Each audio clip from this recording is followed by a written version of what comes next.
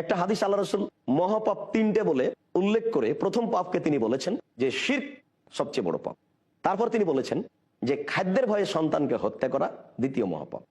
আমরা এই হাদিসের সারমর্ম বুঝতে চাইলে আমাদের দেশের প্রত্যেকটা পরিবারই মনে হয় এই পাপের অন্তর্ভুক্ত। আমরা তো দেখছি প্রায় মানুষই এখন ছেলে মেয়ে কম নিতে চাচ্ছে, এটা যেন আমাদের একটা নীতি হয়ে গেছে।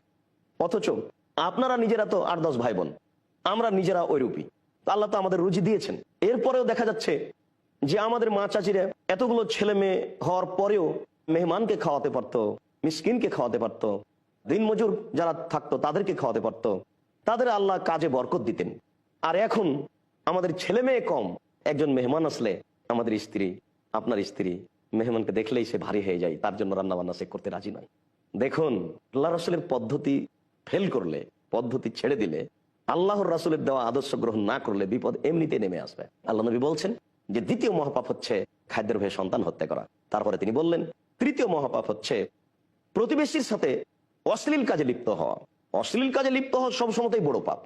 কিন্তু এখানে আল্লাহ নবী বললেন এই জন্য যে প্রতিবেশী তো এমনিতেই আপনার অধীনে থাকবে, ও আমানত। আপনার প্রতিবেশী একজন মহিলা, তার স্বামী বাড়িতে নেই, আপনি তাকে দেখাশোনা করবেন, এটাই হচ্ছে ইসলাম, এটাই হচ্ছে নীতি। তো আপনি এখন যদি তার সাথে অন্যায় করেন তাহলে এটা ডবল অন্যায় হলো। একটা হলো আমানতের খেয়ানত, আর একটা হলো এই অন্যায়।